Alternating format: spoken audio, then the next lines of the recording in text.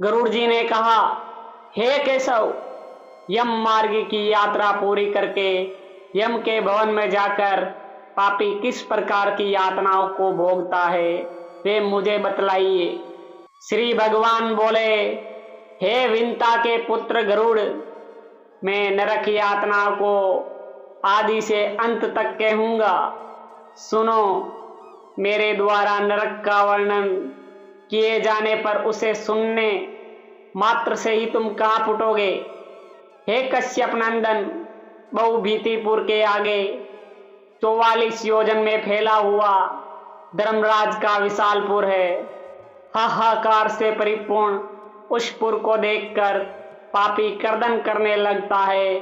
उसके कर्दन को सुनकर यमपुर में विचरण करने वाले यम के गण प्रतिहार द्वारपाल के पास जाकर उस पापी के विषय में बताते हैं।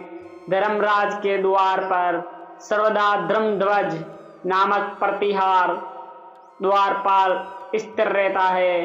वे द्वारपाल जाकर चित्रगुप्त से उस प्राणी के शुभ और अशुभ कर्म को बताता है।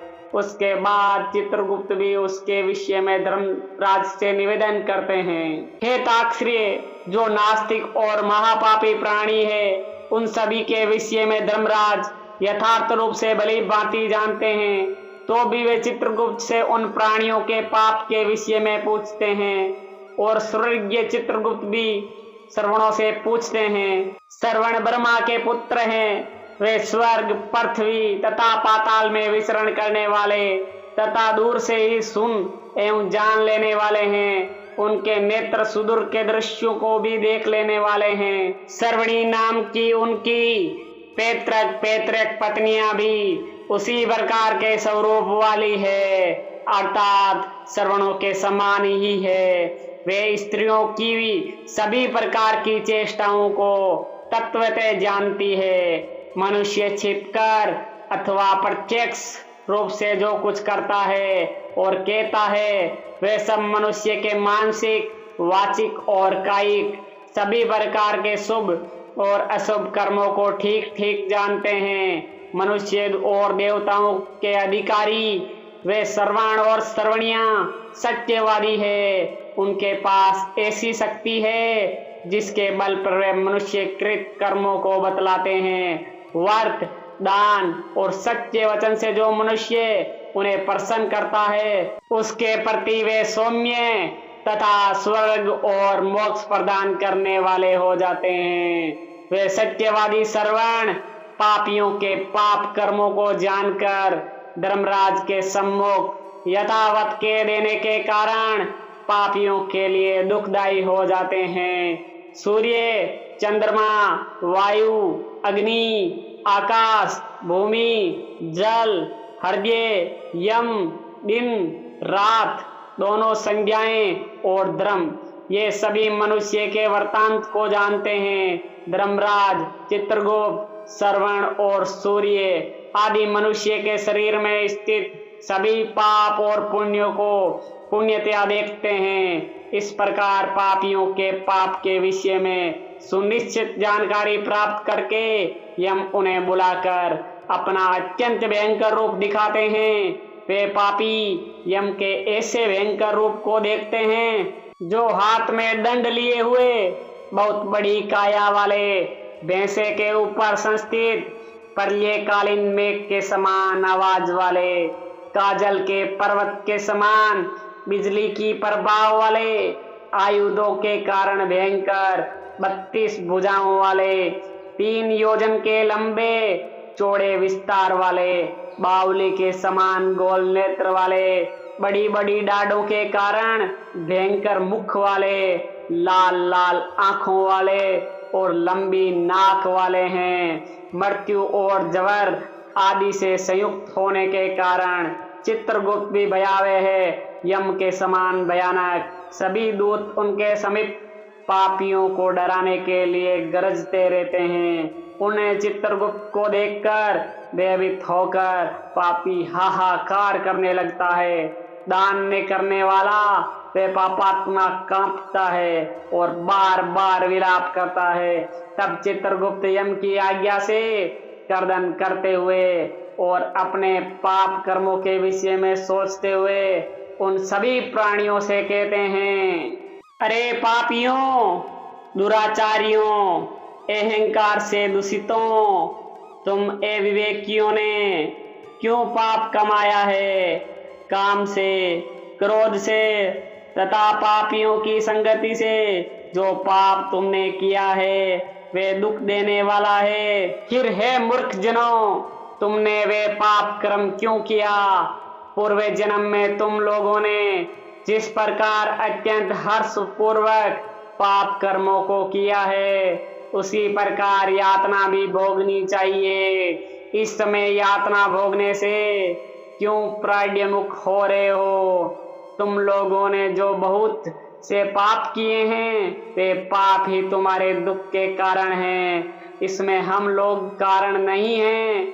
मूर्ख हो या पंडित, दरिद्र हो या धनवान, और सबल हो या निर्बल, यमराज सभी से समान व्यवहार करने वाले कहे गए हैं। चित्रगुप्त के इस प्रकार के वचनों को सुनकर वे पापी अपने कर्मों के विषय में सोचते हुए निश्चट होकर चुपचाप बैठ जाते हैं। धर्मराज भी चोर की भांति निछल्ले बैठे हुए उन पापियों को देखकर उनके पापों को मार्जन करने के लिए यथोचित दंड देने की आज्ञा करते हैं। इसके बाद वे निर्दयी दूत उन्हें पीटते हुए कहते हैं, हे पापी, महान घोर और अत्यंत भयानक नरकों में चलो। यम के आज्ञाकारी प्रचंड और चंडक आदि नाम वाले दूत एक पास से उन्हें बांधकर नरक की ओर ले जाते हैं। वहां जलती हुई अग्नि के समान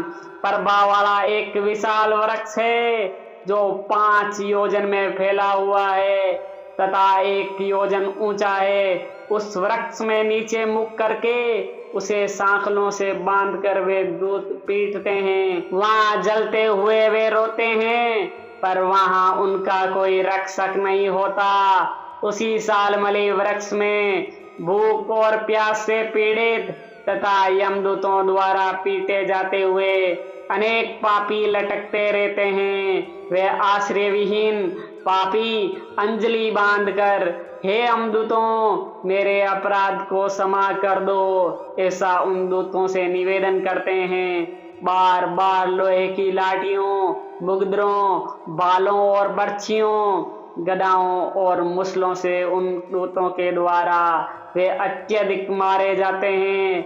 मारने से जब वे चेष्टा रहित और मूर्छित हो जाते हैं तब उन्हें निश्चित पापियों को देखकर यम के दूत कहते हैं, अरे दुराचारियों, पापियों, तुम लोगों ने दुराचरण क्यों किया? सुलभ होने वाले जल और अन्न का दान कभी क्यों नहीं दिया? तुम लोगों ने आधा ग्रास भी कभी किसी को नहीं दिया और न ही कुत्ते तथा कोए के लिए बलि ही दी। अतिथि को नमस्कार नहीं किया और पितरों का तर्पण नहीं किया। यमराज तथा चित्रगुप्त का उत्तम ध्यान भी नहीं किया और उनके मंत्रों का जप नहीं किया, जिससे तुम्हें ये यातना नहीं होती। कभी कोई तीर्थ यात्रा नहीं की, देवताओं की पूजा भी नहीं की, गृहस्थाश्रम में रहते हुए भी तुमने हंतकार नहीं निकाला, संतों की सेवा की नहीं। इसलिए अब संयय किए गए पाप का फल भोगो। क्योंकि तुम धर्महीन हो इसलिए तुम्हें बहुत अधिक पीटा जा रहा है। भगवान हरि ही ईश्वर है, वे ही अपराधियों को क्षमा करने में समर्थ हैं। हम तो उन्हीं की आज्ञा से अपराधियों को दंड देने वाले हैं। ऐसा कहकर वे दूत निर्दयता पूर्वक उन्हें पीटते हैं और उनसे पीटे जाने के कारण वे जलते हुए अंगार के समान नीचे गिर जाते हैं। गिरने से उसे सालमली वृक्ष के पत्तों से उनका शरीर कट जाता है।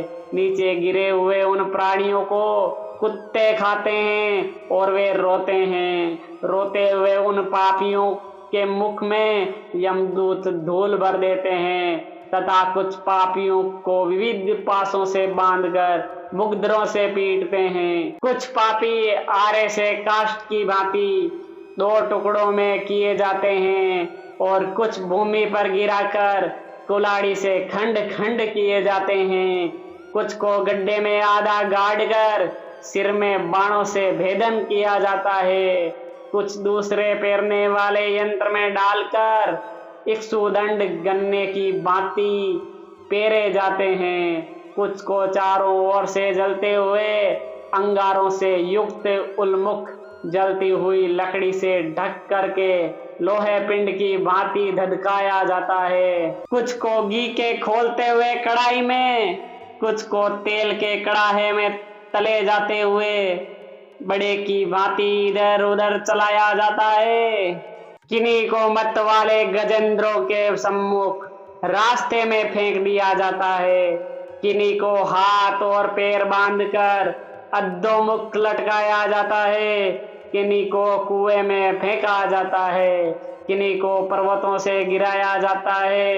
कुछ दूसरे कीड़ों से युक्त कुंडों में डुबो दिए जाते हैं, जहां वे कीड़ों के द्वारा व्यथित होते हैं। कुछ पापी वज्र के समान चोंच वाले बड़े बड़े को गिद्धों और मांस भोजी पक्षियों द्वारा सिरों देश में, नेत्र में और मुख में चोंच से आघात करके नोचे जाते हैं। कुछ दूसरे पापियों से ऋण को वापस करने की प्रार्थना करते हुए कहते हैं, मेरा धन दो, मेरा धन दो। यमलोक में मैंने तुम्हें देख लिया है, मेरा धन तुम्ही ने लिया है। नरक में इस प्रकार के विवाद करते हुए पापियों के अंगों से सड़सियों द्वारा मांस नोच कर यमदूत उन्हें देते हैं। इस प्रकार उन पापियों को सम्यक प्रताड़ित करके यम की आज्ञा से यमदूत खींचकर तामिस्त्र आदि घोर नरकों में फेंक देते हैं। उस वृक्ष के समीप में ही बहुत दुखों से परिपूर्ण नरक है, जिनमें प्राप्त होने वाले मान दुखों का वर्णन वाणी से नहीं किया जा सकता। हे आकाशचारिण गरुड़, नरकों की संख्या 84 लाख है। उनमें से अत्यंत भयंकर और प्रमुख नरकों की संख्या 21 है। तामिस्त्र, लोहे शंकु, महारौरव, सालमली, रौरव, कुडमल, कालसूत्रक, पुतिमित्रिक, संगात, लोहितोद, सेविस, संप्रतापन, महानिर्य, काकोल, संजीवन, महापत, अविची, अंधतामिस्त्र, कुंभिपाक, संप्रतापन तथा तपन, ये 21 नरक है। अनेक प्रकार के पापों का फल इनमें प्राप्त होता है और ये यम के दूतों से अधिष्ठित है। इन नरकों में गिरे हुए मूर्ख, पापी, अधर्मी जीव कल्प पर्यटन उन नरक यातनाओं को भोगते हैं। तामिस्त्र और अंधतामिस्त्र तथा रौरववादी नरकों की जो यातनाएं हैं, उन्हें स्त्री और पुरुष पारस्परिक संग से निर्मित कर भोगते हैं। इस प्रकार कुटुंब का भरण पोषण करने वाला अथवा केवल अपना पेट भरने वाला भी यहाँ कुटुंब और शरीर दोनों को छोड़कर मृत्यु के अंततर इस प्रकार का फल भोगता है। प्राणियों के साथ द्रोह करके भरण पोषण किए गए अपने स्थूल शरीर को यहीं छोड़कर पाप कर्म रूपी पाच्य के साथ पापी अकेला ही अंधकारपूर्ण नरक में जाता है, जिसका द्रव्य चोरी चला गया है। ऐसे व्यक्ति की भांति पापी पुरुष देव से प्राप्त अधर्म पूर्वक कुटुंब पोषण के फल को नरक में आतुर होकर भोगता है। केवल अधर्म से कुटुंब के भरण पोषण के लिए प्रयत्नशील व्यक्ति अंधकार की पराकाष्ठा अंधतामिस्त्र नामक नरक में जाता है। मनुष्य लोक के नीचे नरकों की जितनी यातनाएं हैं, कर्म से उनका भोग भोगते हुए वे पापी शुद्ध होकर पुनः इस मृत्यु लोक में जन्म पाता है। इस प्रकार गरुड़ पुराण के अंतर्गत सारोद्वार में यम यातना निरूपण नामक तीसरा अध्याय पूर्ण हुआ।